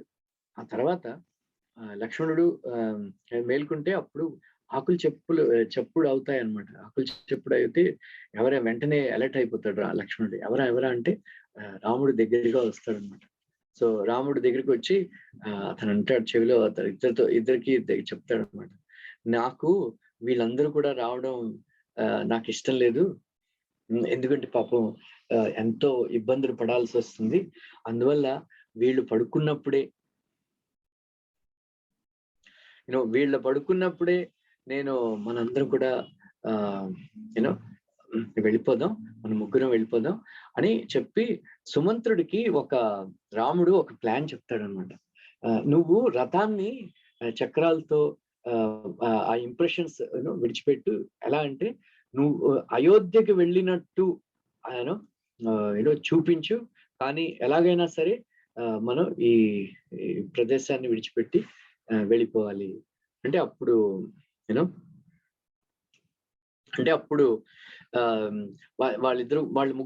నలుగురు కూడా వెంటనే చెడి చెప్పుడు లేకుండా రథంలో కూర్చుని వెళ్ళిపోయి, సో రాముడు చెప్పినట్లే సుమంతుడు రథ చక్రాల యొక్క చిహ్నాల్ని అలా విడిచిపెట్టి అయోధ్య వైపు వెళ్తున్నట్టు అలా చిహ్నాల్ని విడిచిపెట్టి ఎలాగైనా సరే వాళ్ళు వెళ్ళిపోతారు అనమాట. వెళ్ళిపోతే పొద్దున్న లేచినప్పుడు రథం కనబడదు అనమాట.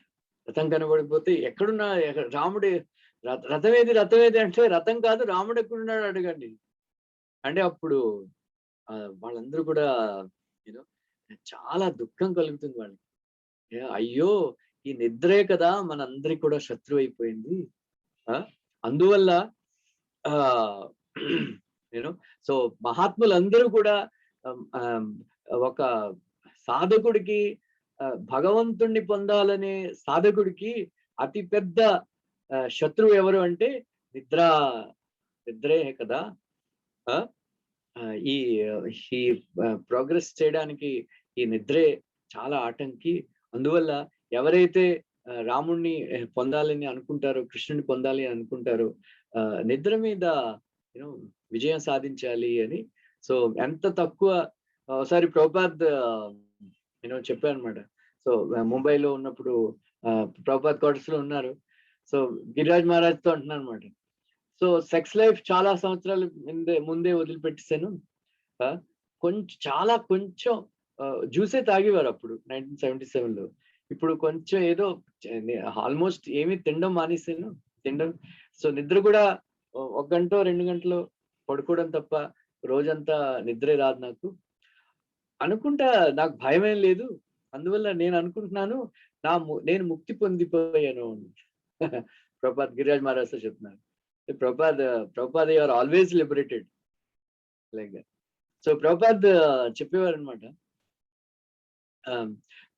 యంగ్ బ్రహ్మచారులకి నిద్రపోవడం అది కూడా నిద్రపోతుంటే చాలా కోపగించేవారు అనమాట ప్రభుపాద్. అందువల్ల కానీ నిద్ర మనకి చాలా మంచి నిద్ర ఎప్పుడు వస్తుందో తెలుసా? మనందరికి మార్నింగ్ భాగవతం క్లాస్ చెప్పని చేస్తున్నాడు బాబు. అవునా? చాంటింగ్ చేసేటప్పుడు ఎక్కువ నిద్ర వస్తుంది ప్రభుజీ. మంచి సుషుప్తి, మంచి చాలా గాఢమైనటువంటి నిద్ర వస్తుంది. అప్పుడప్పుడు కళ్ళు కూడా వచ్చేస్తుంటాయి. అలాగా మనకి ఏకాదశి, నేను ఏకాదశి వ్రతం చేసేవాడిని. ప్రతి ఏకాదశి నిర్జల ఏకాదశి చేసేవాడిని. సో ఆ రోజుల్లో అనేవారు అనమాట, 50 మాలలు 64 మాలది చేసుకోవడం, ఇవన్నీ రోజంతా మంచినీళ్ళు కూడా తాకడం, ఇవన్నీ కూడా చేసేవాడిని. అప్పుడు ఒక్కటి మాత్రం పాటించలేకపోయేవాడిని. ఏంటంటే ఏకాదశి రోజు ఉపవాసం ఉన్నప్పుడు పడుకుంటే కృష్ణుడు వచ్చి కాళ్ళు పడతాడు. ఏకాదశి రోజు పడుకుంటే, ఉపవాసం చేసినప్పుడు పడుకుంటే కృష్ణుడు వచ్చి కాళ్ళు పడతాడు. అందువల్ల ఏకాదశి రోజు పగటిపూట నిద్రపోకూడదు అని అంటారు.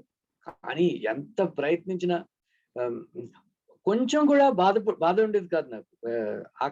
ఆకలి వేసేది కాదు. చాలా వితౌట్ ఎనీ డిఫికల్టీ ఫాస్టింగ్ చేసేవాడిని. కానీ పొద్దున్నే 2:30కి లేచి మంగళారతి ముందు 16 మాలలు చేసి, మంగళారతి తర్వాత 16 మాలలు చేసి, ఇవన్నీ చేసి ఇంకా మధ్యాహ్నం అంటే కళ్ళు మూతలు పడిపోయేవాయి.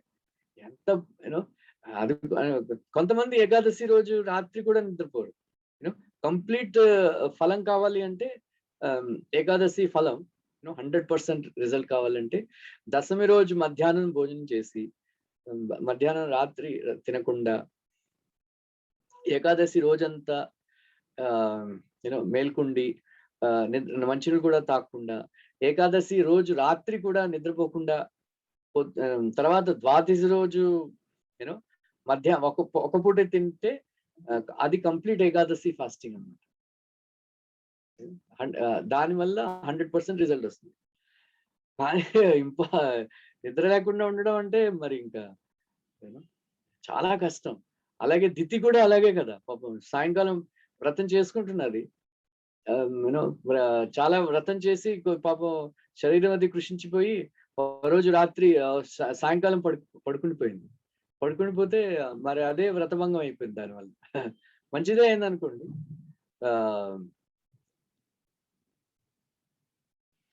తర్వాత వాళ్ళందరూ కూడా ఈ రథ చక్రాలు చూసి వాళ్ళందరూ అనుకున్నారు అనమాట,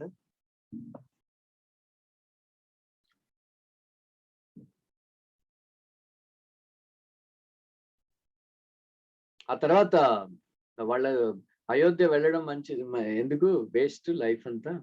ఎందుకంటే ఈ నదులు, ఈ వృక్షాలు, వనం అంతా కూడా చాలా అదృష్టవంతమైనది. ఎందుకంటే రాముడి యొక్క వాళ్ళ సంఘం దొరుకుతుంది కదా. అందువల్ల మనం కూడా ఈ నగరాన్ని విడిచిపెట్టి మనం కూడా అడవిలోకి వెళ్ళిపోదాం అంటే ఎక్కడైతే కైకేయి నా పేరు కూడా దొరకదు, మనకి వినపడదు, అటువంటి మనం ప్రదేశానికి వెళ్ళిపోదాం అని వాళ్ళు అందరూ అనుకుంటారు. అనుకుని మళ్ళీ కానీ ఆ తర్వాత వాళ్ళందరూ అంటారు, వాళ్ళందరూ ఫిర్ అయోధ్య వెళ్ళిపోయిందని అనుకుంటున్నారు. వాళ్ళు అయోధ్య వెళ్ళిపోతే వాళ్ళందరూ కూడా, ఆడవాళ్ళందరూ కూడా అడుగుతారు, రాముడిని తెచ్చారా మీరు అంటే, వీళ్ళందరూ అడుగుతారు, అయ్యో రాముడు రాలేదా అంటే, అప్పుడు పాపం వాళ్ళకి తెలిసిపోయింది రాముడు చీటింగ్ చేస్తాడు అంటే. అప్పుడు ఆడవాళ్ళందరూ అంటారు, అయోధ్యలో ఒకే మగాడు ఉన్నాడు, నాకు ఇప్పుడు తెలిసింది మనకి, అయోధ్యలో ఒకే ఒక్క మగాడు ఉన్నాడు అంటే ఎవరంటే లక్ష్మణుడు తప్ప మిగతా వాళ్ళు ఎవరు కూడా మొగాళ్ళే కాదు. ఎందుకంటే అతను ఒక్కడే రాముడి యొక్క సేవలో నిమగ్నమై పడుకోకుండా అదంతో లక్ష్మణుడు పడుకుంటే లక్ష్మణుడు కూడా విడిచిపెట్టి వెళ్ళిపోయాడు. అలాగా యూనో, సో ఇది చాలా గొప్ప సన్నివేశం. అలాగా ఆ రోజు వాళ్ళందరూ కూడా వనంకి వెళ్ళిపోతారనమాట.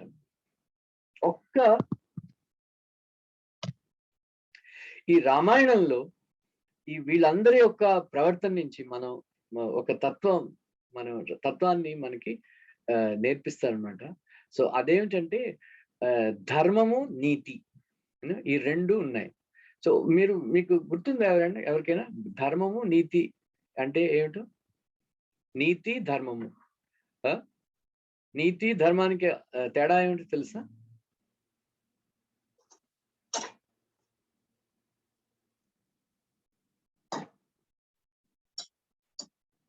నీతి అంటే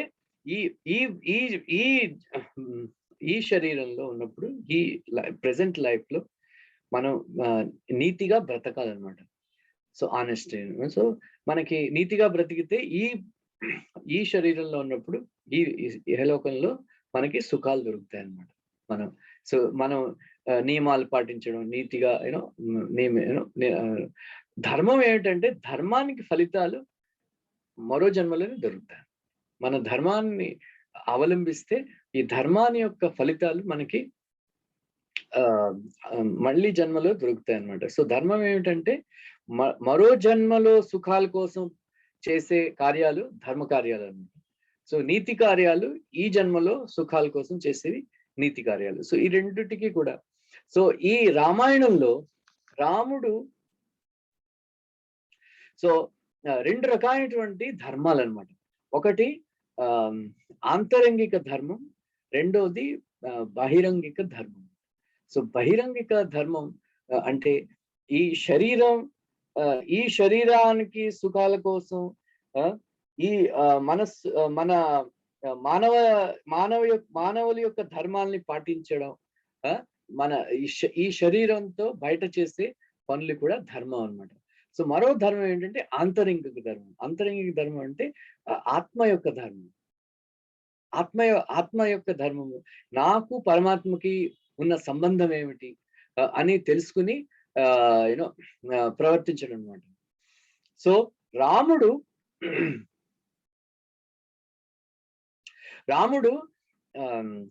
ఒక మానవుడిలాగా ప్రవర్తిస్తూ మానవ ధర్మాలన్నిటినీ కూడా చాలా చక్కగా పాటించేవాడు అనమాట. సో ఎప్పుడు కూడా నేను భగవంతుణ్ణి అని అనిపించేటట్లు చేయలేదు, అని అప్పుడప్పుడు బయటపడిపోయేవాడు. రాముడు అన్నాడు కదా సీతతో, నువ్వు చాలా భయం కలుగుతుంది మనంలో అది ఇది అని అంటే, అప్పుడు సీత దెప్పి పొడుస్తుంది. అంటే అప్పుడు రాముడు అంటాడు నేనున్న చోట నాకు భయం లేదు, నేనున్న చోట ఎవరికి భయం ఉండదు, నువ్వు రా సీత వెరిదానా, నువ్వు నీ మనసు తెలుసుకోవడానికి నేను అన్నాను, కానీ నువ్వు లేకుండా నేను జీవితాన్ని ఊహించుకోలేను అని రాముడు అంటాడు. అప్పుడు బయటపడిపోయాడు, నేనున్న చోట భయం ఉండదు, నాకు భయం లేదు, నేనున్న చోట భయం ఉండదు అని. సో ప్రభుపాద్ 4th canto భాగవతంలో రాస్తారనమాట, మనకి సంతోషంగా ఉండాలి, ఆనందంగా ఉండాలి అంటే మనం భయహీనులం అయి ఉండాలి అని. సో ఎక్కడ భయం ఉంటుందో అక్కడ ఆనందం ఉండదు అని ప్రభుపాద్ చెప్తారనమాట. సో ఒక డివోటీ అడుగుతాడు ప్రభుపాద్ని, యూనో సెల్ఫ్ రియలైజేషన్ అంటే what it is to be a self realized person అంటే ప్రభుపాద్ వెంటనే జవాబిస్తారు, సమాధానం ఇస్తారు, టు బి ఫియర్లెస్. మనం మనం ఎప్పుడైతే భయంగా ఉంటాం, మనకి భయం కలుగుతుందో, మనం ఎప్పుడైతే మనం భయపడతామో, మనం ప్రభుపాద రాస్తారు ఆధ్యాత్మిక జీవనంలో ప్రగతి సాధించట్లేదు అని అర్థం. మనం భయపడుతున్నాము అంటే మనం ఆధ్యాత్మిక జీవనంలో ప్రగతి సాధించట్లేదు అనమాట మనం అంటే. సో ఈ రాముడు మానవుడిలాగా ప్రవర్తించాడు. సో మానవ ధర్మాలన్నిటినీ కూడా చాలా గట్టిగా బాగా ప్రవర్తన చేశాడు అనమాట. కానీ 5గురు మాత్రం వాళ్ళందరూ కూడా రాముడు భగవంతుడు అని, భగవంతుడికి ఎలా సేవ చేయాలో వాళ్ళు మనందరికీ నేర్పించారు అన్నమాట. వాళ్ళు ఎవరంటే సీత, లక్ష్మణ, భరత, శత్రుఘ్న అండ్ సుమిత్ర. సో అయోధ్యలో వీళ్ళ 5గురికి మాత్రం ఎప్పుడు కూడా రాముడు ఒక మానవుడిలాగా వాళ్ళు ట్రీట్ చేయలేదు.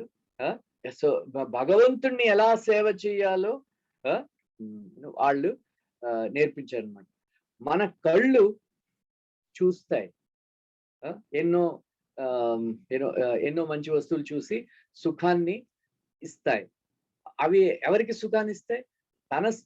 మన కళ్ళు సుఖపడవు వాటంతట, అవి ఆత్మకి సుఖాన్ని ఇస్తాయి. అలాగే చెవులు మనకి వింటాయి, ఎన్నో శబ్దాలు అవి విని ఆత్మకి సుఖం ఇస్తుంది. అలాగే ఇంద్రియాలన్నీ కూడా ఆత్మ కోసమే పనిచేస్తాయి. మన ఆ డ్రామా కూడా ఉంది కదా, కడుపు కోసం చేస్తున్నాయి అలాగా. సో అలాగా లక్ష్మణుడు మూడు మీరు గుర్తుంచుకోండి, పరార్థ, పరతంత్ర, భాగవత సేవ. ఈ 3 వాళ్ళు మనకి నేర్పించారు. లక్ష్మణుడు పరార్థ, ఏం పని చేసినా రాముడి కోసమే చేయడం, ఏం తిన్నా రాముడి కోసమే తినడం, మన ఏమొచ్చినా సరే రాముడికే అర్పణ చేయడం, అది పరార్థ. సో లక్ష్మణుడు మనకి పరార్థ నేర్పించాడు అన్నమాట. సో భరతుడు పరతంత్రత. పరతంత్రత అంటే మనకి రాముడి మీదే ఎలాగా ఆధారపడి నాకు స్వతంత్రం లేదు. పరతంత్రత అంటే మనకి స్వతంత్రత లేదు, మనం పరతంత్రులు, ఎప్పుడు కూడా పరతంత్రులమే. మనం ఎప్పుడు పరతంత్రులమే. సో మనం ఎవరి మీద మనకి ఎప్పుడు కూడా ఇండిపెండెన్స్ లేదు. సో అందువల్ల భరతుడు మాత్రం పరతంత్రుడు ఎలా ఉండాలో మనకి నేర్పించాడు. సో శత్రుఘ్నుడు భక్తుల యొక్క సేవ ఎలా చేయాలో, తర్వాత రాముడు బహిరంగ ప్రవృత్తి నేర్పించాడు. ఈ మిగతా 3 అంతరంగ ప్రవృత్తి. ఈ 2 ప్రవృత్తులు ఒక మానవుడిగా మనని జీవించేటట్టు, ఆదర్శ మానవుడిగా ఎలా జీవించాలో మనకి నేర్పుతాయన్నమాట. సో ఈ రామాయణం ఏంటంటే సమన్వయత, అంటే భోగము త్యాగం మధ్య సమన్వయత, దైవము పౌరుషము ఈ రెండిటి మీద సమన్వయత, ధర్మార్థ కామాల్లో సమన్వయత. ఈ 3 కూడా సమన్వయం మనం నేర్చుకుని మన మానవ జీవితంలో రామాయణం నుంచి ఒక మనుష్యుడిగా ఎలా జీవించాలో మనం నేర్చుకోవాలి. ఎందుకంటే ప్రభుపాద చెప్పారు how to become Krishna conscious. ఒకళ్ళు అడిగారు అనమాట, అంటే ప్రభుపాద చెప్పారు first you become a human being, then you can become Krishna conscious. నువ్వు ఇప్పుడు మానవుడిగా మారు, ఆ తర్వాత మానవుడిగా మారిన తర్వాత నీకు కృష్ణ భక్తి వస్తుంది అని ప్రభుపాద చెప్తారనమాట. సో మానవుడిగా ఎలాగ మారాలి అంటే అంతరంగ ప్రవృత్తి, బహిరంగ ప్రవృత్తి, ఈ 2 కూడా మనం నేర్చుకోవాలి అనమాట. సో ఇది అందువల్ల ప్రభుపాద్ చాలా కొంతమంది ఆచార్యులు కూడా చెప్పారు, కృష్ణుడు వచ్చే ముందు భగవద్గీత నేర్పించాలని అనుకున్నాడు. కానీ భగవద్గీత శ్లోకాలన్నీ కూడా తాను వర్తించి తను ఆచరణలో పెట్టి ఇలాగా ఈ ప్రతి ఒక్క శ్లోకం రామ లక్ష్మణ భరత శత్రుఘ్న సీత లక్ష్మణ హనుమాన్ వీళ్ళందరూ కూడా వాళ్ళు మనకి ఈ శ్లోకం యాక్చువల్ గా ప్రాక్టికల్ గా డిమాన్స్ట్రేషన్ చేసి మనకి రామాయణంలో చెప్తారు. సో అది ఒక పెద్ద రీసెర్చ్ వర్క్ అనమాట. సో అందువల్ల ఎవరైతే త్యాగాన్ని విడిచిపెట్టి భోగానికి ప్రాధాన్యత ఇస్తారో, ఎవరైతే దైవాన్ని విడిచిపెట్టి పౌరుషానికి ప్రాధాన్యత ఇస్తారో, ఎవరైతే ధర్మాన్ని విడిచిపెట్టి అర్థకామాలకి ప్రాధాన్యత ఇస్తారో వాళ్ళు దానవులు. సో మనుష్యులంటే ఈ రెండిటి మధ్య త్యాగము భోగము మధ్య సమన్వయం, దైవము పౌరుషం రెండిటి మధ్య సమన్వయం, ధర్మార్థ కామాల మధ్య సమన్వయం నేర్చుకుని ఎవరైతే వర్తిస్తారో వాళ్ళు యాక్చువల్ గా మానవులు. సో వాళ్ళకి యాక్చువల్ గా కృష్ణ భక్తి వస్తుందని ప్రభుపాద చెప్తారు. సో నెక్స్ట్ వీక్ కొంచెం విందాం. తర్వాత బోట్ శృంగబేరీపూర్ అక్కడికి వెళ్ళడం, వాళ్ళు గుహుడుతో సంభాషణ వీళ్ళ చాలా చక్కగా ఉంటాయి. సో తర్వాత యాక్చువల్ గా వనంలో ప్రవేశిస్తారు వాళ్ళు. సుమంత్రుడికి చెప్తాడు నువ్వు ఇంకా వెనక్కి వెళ్ళిపో అని. అలాగా ఆ తర్వాత ఇవన్నీ విందాం next week. Thank you very much. Hare Krishna. Any questions?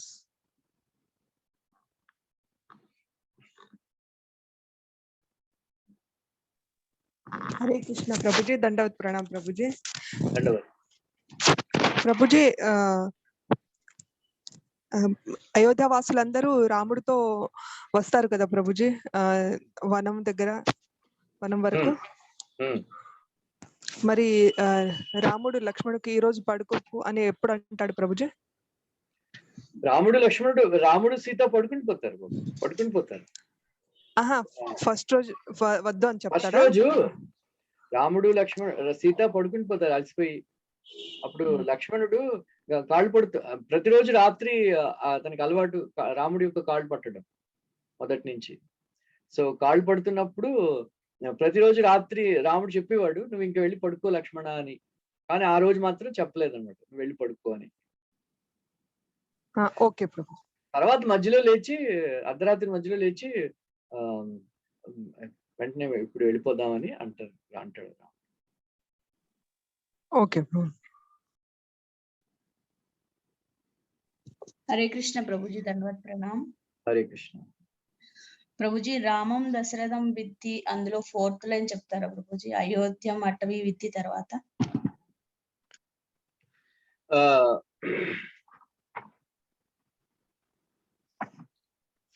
Ramam Dasaratham విద్ది. Okay Prabhuji. మాం విద్ది జనకాత్మజం. ఓకే ప్రభుజీ. అయోధ్య అటవీం విద్ధి గచ్చతత్ యథా సుఖం. Okay Prabhuji. Thank you Prabhuji. తర్వాత శత్రుఘ్నుడిది చెప్పారు కదా, పరార్థం పరతంత్రం. శత్రుఘ్నుడు ఏంటి ప్రభుజీ? భాగవత సేవ. ఓకే.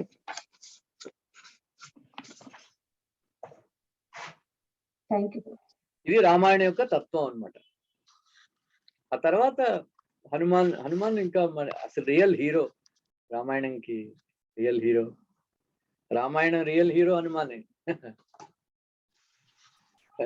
సో రాముడు ఒక భక్తుడు అంటాడు హనుమంతుడు పెద్ద గొప్ప ఏం లేదండి, అదేం పెద్ద గొప్ప. ఎందుకంటే అందరూ అంటారు సముద్రం ఎవరు దాటుతారు 100 యోజనాస్. అంగదుడు అంటే నేను వెళ్ళగలను కానీ రాలేను. కొంతమంది 60 యోజనాలు, మరొకడు 40 యోజనాలు, ఇది అది అంటాడు. సో హనుమంతుడు పొగుడుతాడు జాంబవంతుడు, ఎలాగో అలాగా దాటిస్తాడు హనుమంతుడు. కానీ ఓ భక్తుడు అంటాడు హనుమంతుడు గొప్ప ఏమిటండి, అదే పెద్ద గొప్ప 100 యోజనాలు దాటడం అంటే. ఎందుకు అలా అంటున్నాం అంటే అతను గొప్ప కాదు. యాక్చువల్ గా రాముడు అతని అర్హత గుర్తించి రామ ముద్రిక అంకిత రామ నామ అంకిత ముద్రిక ఇచ్చాడు కదా, అది నడుల్లో కట్టుకున్నాడు కదా, ఆ ఆ ముద్రికతో సహవాసం చేయడం వల్ల కొంచెం గట్టిగా చాలా తేలిగ్గా దాటిస్తాడు. అంతేగాని అతను గొప్ప ఏమిటి అని అలాగా రాముడి యొక్క నామం యొక్క గొప్ప అది గొప్పతనాన్ని వాళ్ళు చెప్తారు అన్నమాట. అలాగా సో రామ అని అంటే చాలంట, ముక్తి పొందిపోతారంటారు.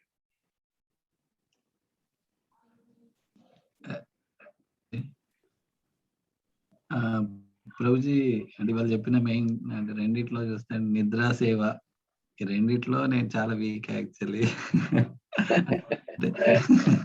అంటే నిద్ర చాలా కంటిన్యూస్ గా వచ్చేస్తూ ఉంటుంది అండ్ సేవలో తొందరగా ముందటికి బయటికి రాను. అలా అంటే మేబీ బేసికల్లీ అంటే నా ఫిజికల్ ఎఫర్ట్ ఆర్ ఎక్స్టర్నల్ ఏమైనా బయట సేవ అవి అంటే తొందర బయటపడి అంటే రానమాట ముందటి నేను చెయ్యను, అంటే అంత తొందర ఇంట్రెస్ట్ రాదు. సో ఈ రెండింటి గురించి ఏం చెప్తా అంటే నిద్ర ఆగదు.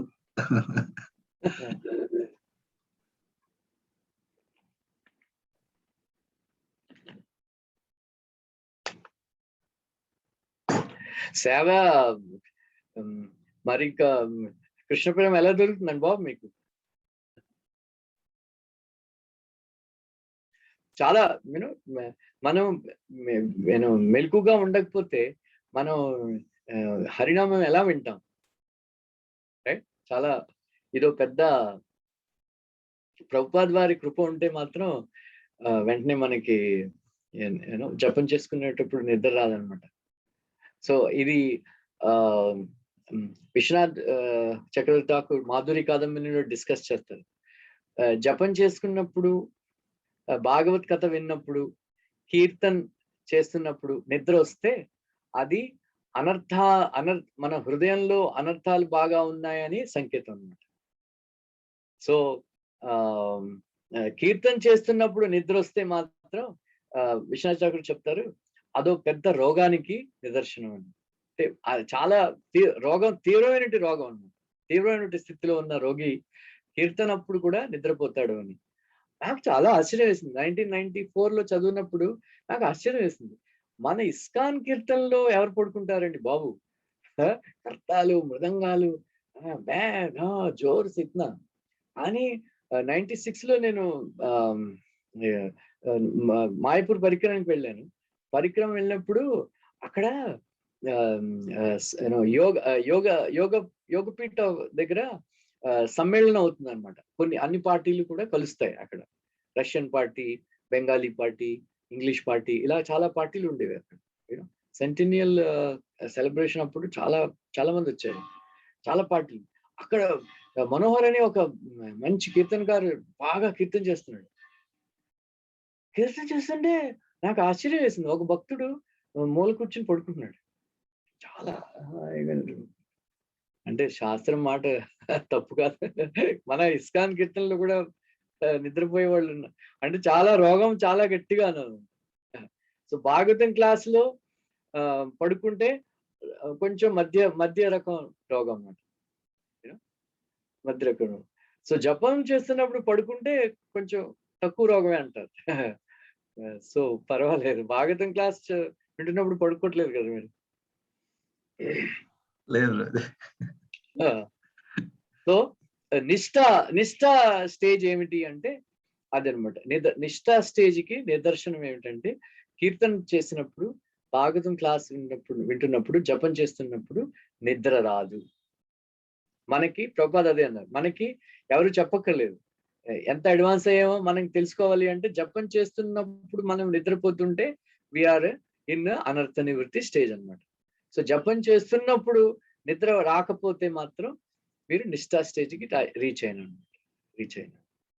అది సిమ్టమ్ టెస్ట్.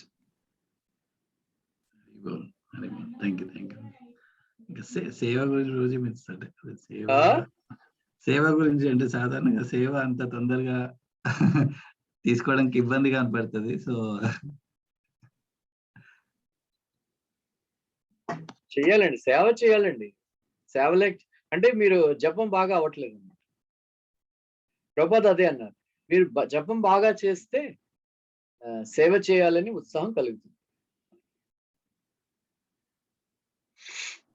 సో జపం బాగా చేయండి, సేవ చేయాలని మనకి కోరిక కలుగుతుంది. హరి బోల్. థ్యాంక్ యూ ప్రభుజీ. హరే కృష్ణ.